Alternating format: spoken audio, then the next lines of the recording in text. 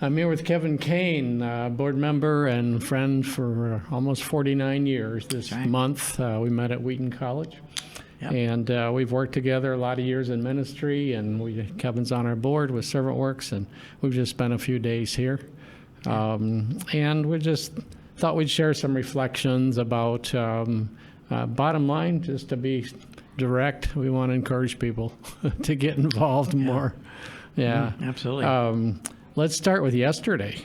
How many buildings would you say there were at this housing project? 30, 40? Yeah. Yeah, okay, so we went to visit those people in building number 32. Yeah, right. And all 5 floors. 5 floors. Yeah. Yeah, and at least a dozen units per floor. Hundreds and hundreds of units. Yeah. And see, there's a lot of these. So this was a factory ghetto. This is one location of many around the city. Yeah, in the Bangkok suburbs. This one was in the southeast suburbs, but I've seen them other places too. Yeah, sure. Where it's just like rows of buildings and mostly young adults. Young adults and children. Yes, young adults and with kids. Yep. And of course, you visited these Cambodian, couple of Cambodian women. Right now, of course, the Cambodians have disappeared. They're afraid of the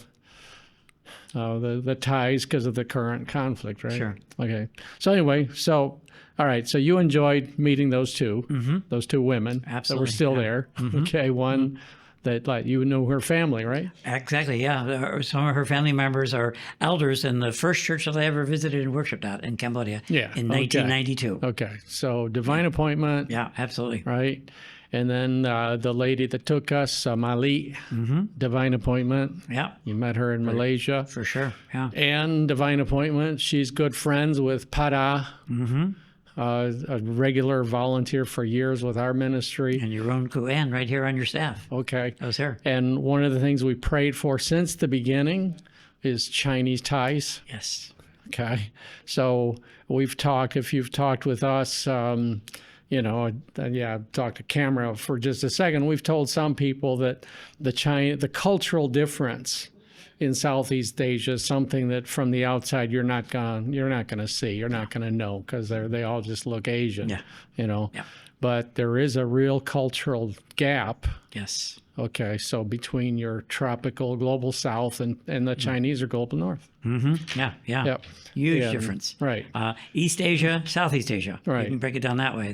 The Chinese more East Asia, and we're here in Southeast Asia. Southeast Asia. And so many of them are here, but they're not the same. Yeah. Yeah. Yep. And one of the challenges we've had is we see these Chinese Christians that they're wealthy, they're educated, often business and persons, but not missional. Yeah. Right. Yeah. And some blaming the victim, with the poor and stuff. Yeah. And here's Mali. Chinese as the day is long. Okay, lovely, lovely lady. Yeah. And pot eyes too. Okay. Yeah, and so that was a huge divine appointment. So you met her. Turns out she's good friends with Pada that we know well, and with a couple other Chinese Thai women. Okay. So she's leading us to meet. So let's talk about the picture to me at the playground. Okay. So there's all these buildings, and then they had this kind of nice playground with artificial turf. And the first thing when we arrive there, we park the car, get out of the car. She goes directly over to a woman who's sitting there alone in the playground. Yeah, that little woman. Reading her Bible. Yeah. And she says, "What are you reading?" She said, "I'm reading Peter. First Peter." Sitting in the middle of the playground. Little tiny little thing. No other children around playing, but she's sitting there alone reading her Bible. She was Thai. She was Thai, yes. She was Thai. Yeah. So there were, there are Thais but then Burmese. And then you've got the music in the background, which is, I assume, Burmese. It's not Thai. Yeah, right. It's not Cambodian. Right. But Burmese of some language group. Yeah. Okay, so you have all these folks coming in for jobs by the hundreds. Yeah. Literally Thousands. by the thousands. Fine. Yeah. Okay. Yeah. They said there had been as many as 2,000 to 3,000 Cambodians there up until recently. Yeah. So the Cambodians have fled, afraid of persecution from the Thais. Yes. So, but then the Burmese are coming in instead. And one talked about church. Yeah, yeah. One of the ladies, a longtime believer, at least in 2008, became a believer, interesting enough, up in South Korea, working there, picking fruit. The Cambodian woman. Yeah, the Cambodian woman, Yeah, picking fruit in South Korea, becomes a believer, goes to Cambodia, then comes here to work, and is looking for church. Yeah. She's got no one to fellowship and worship with. Okay, so that was a positive, and so there was kind of this positive followed by kind of is that a negative? It's not the negative. It's just like because it's Matthew 9. It's seeing the sheep without a shepherd. Yeah. Right. And you just want to say, the harvest, the harvest, the harvest. Where are the laborers? Yeah. People will go out like this woman does that I met, and we went with her yesterday, and she just goes right in, starts talking to every person that she sees, goes hugging the children and sharing, treats, candy, and things with them. Just goes to everybody. Doesn't matter whether Burmese, Chinese, Cambodian, whatever. Just goes out with a heart like that. Quintessential single missionary who's just been single all her life and just 100%, just about reaching people. Sold out to reach people and love them. Yeah. She's giving out snacks and she was focused on the Cambodians. But clearly not limited. Yeah. So, that was just yesterday while I was there. Right. She usually goes in and does the same thing with the Burmese on a regular basis. Yeah. So she's very fluent in Cambodian language and stuff. So she was there for 10 years in Cambodia. Yeah. So, I mean, that's awesome. All right. And so, basically the point of this discussion is I want to ask again why we that are on the ground, why we have to deal with so much of this, of seeing so many areas, vast numbers of people that they don't have a shepherd. And we know from experience, if you show up and bring them Jesus, bring them the gospel.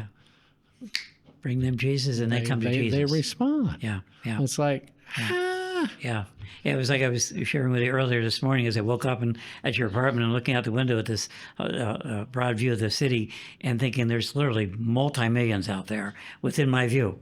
But then pleased to know that there are these little pockets, like the folks that we met yesterday and others that we saw at the church last week, and that they're there bringing Christ to those people in those little pockets. But there's so much width of range of the area of so many people that are out there that nobody's reaching them. Right, and you're thankful for the pockets. Yeah, absolutely. Yeah. And so it's kind of a friend of mine wrote a kind of a poem thing about how Jesus had to live with suffering and joy, and we do that, right? In following the Lord, because if you're burdened for the lost and so forth, for needy people, you hurt. Yeah, it hurts.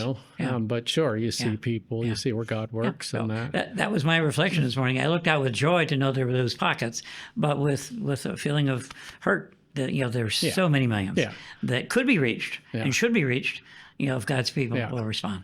And I'm thinking, I'm getting towards 70 years old. They're 12 years plus. I'm going to be 80, and I'm thinking, all right, do I need to start learning Burmese? Judy, don't look at this. Yes. Well, I'm the same age as you know, and the same thoughts. It's like, how much longer? I'm in this season of life where I'm starting to think, how much longer am I going to be able to continue doing this? And who's going to step up behind me and carry it on? Yeah. And of course, the other thing is so tell a little bit about the group of guys that you talked with yesterday. Yeah. Okay, I'll set it up. So some guys, Cambodian workers, and they were pretty much drunk. They'd been fishing and stuff, and so you shared the gospel, and one of them was kind of not so drunk and was asking some good questions. Asking questions about creation and some really, really good questions. What was the thing about light? Yeah, one of his questions he said, I've heard about the creation story, but one of the things I don't get is light had to come first, because how can anything else be seen? How do we know that anything else was created by God unless there was light first? And then, that led to a whole conversation with him. But he was extremely open and had good questions and received the word well. And we gave him a track. And hopefully that was just a matter of planting a seed with him. But those guys, 4 of them, we had to go out and get them from their fishing spot, and they'd been obviously drinking.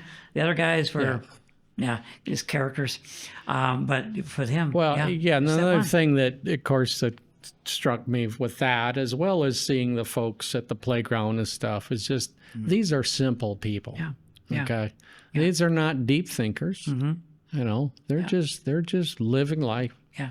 You know, In my mind, if it's about just that one guy, you know, if he comes to Christ out of that encounter we had yesterday, that's praise the Lord. You know, we've got one, and then maybe he brings his family. His wife is from Burma.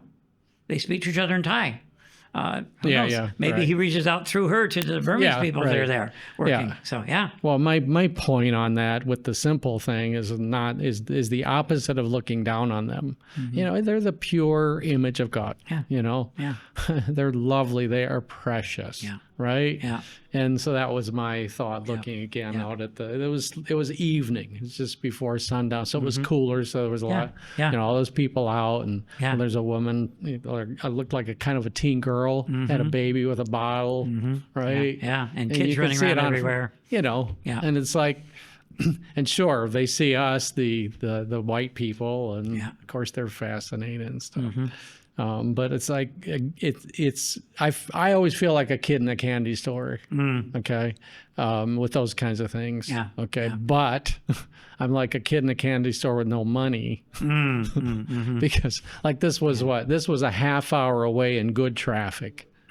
Okay, so Sunday evening traffic was light, and it still took a half hour to get back. So this isn't somewhere where we can go hang out every day. Yeah. You know? And she only goes there once or twice a week herself. Right. And she's a lot closer. Yeah. And so, you know, the point is, if people would hear the call that, you know, the harvest is plentiful and the laborers are few, there's a lot you could do. And of course, the other thing, how much joy have you had working with Southeast Asians? Yeah, for 45 years. But just talk about their style, their culture, we talked a little bit about the personal, the manners, if that's the right word. Yes, in 45 years of working with refugees in the beginning in Chicago. You know all about that. We were together there in Chicago, and that's where it all began for me. And from the beginning, you know, just loving these people and being loved by them. Yes, that's they're just naturally caring for me, noticing the little things, always going out of the way, being very thoughtful. That's the word that's been coming to me. Thoughtful, so thoughtful, sincere. Yeah, they want to make sure you've warm. got water if you need something. I was telling Jim, I was getting down to tie my shoes, and this woman literally scrambled across the room to go get a little stool for me. Right. Because she didn't want me to have to get all the way down on the floor and have a hard time getting up at my age. Yeah. Made me feel a little old, but that's okay. But she was that thoughtful to do something as simple as that most people wouldn't even think about that. They'd watch you get down and tie your shoes and walk out the door. But so just thoughtful, like caring, welcoming you as part of a family, and calling you dad or brother or sister, and just welcoming you that way. Yeah, the familial terms and the that, language, and the language in Thai and Cambodia, it's the same thing. Yeah. So the point is, it's a cool opportunity. Yeah, absolutely. You know, it really is a cool opportunity for folks that would be willing to get in there and hang in there. And everybody I know who's come here or come to Cambodia and had an experience, whether it's short term or whatever, they love it. You know, and they want to come back or they come and stay. Yeah. So then let's talk just a little bit about the trip up to the Northeast. Okay. So that was very quick, but we stopped and saw two families, well, four, counting prongs. 4 counting prongs, right? Yeah. And so you have the whole rural thing, okay? So we spent the longest time with Phim and Kwan and their mom Nang, so alumni of the well, and the whole village life. Simple again. Now I got to tell you, at least being out in the rural part of Thailand, I've thought, that would be harder because you don't have as much access to, a library, but maybe the internet, the resources very limited. Things out, and the conversations you're going to have with folks are. What I thought was really good about that, Jim, on the other day was I thought back to the original concept of the woman of the well. Okay. Yeah, and so these were women that you'd met here in. Well, yeah, and reached that them, was the name of the ministry. That's right. Yeah, I thought back to that, and the idea Okay. was, the concept was, they would go Reach, back. yeah. They would go back to their village, just like Yeah. the woman who came and met Jesus at the well, Yeah. went into her town and told them all that he told her, Yeah. and introduced them to Christ, and they came out and met him. And so that's the concept. And I was thinking, this is it. This is what it's all about. You know, these women have come back here to their home village. They're struggling. They have, struggling with more issues there, maybe less resources there than they had in the city, but they're back there, and hopefully they'll be faithful to Christ and can share with their own family, their own people there in their village.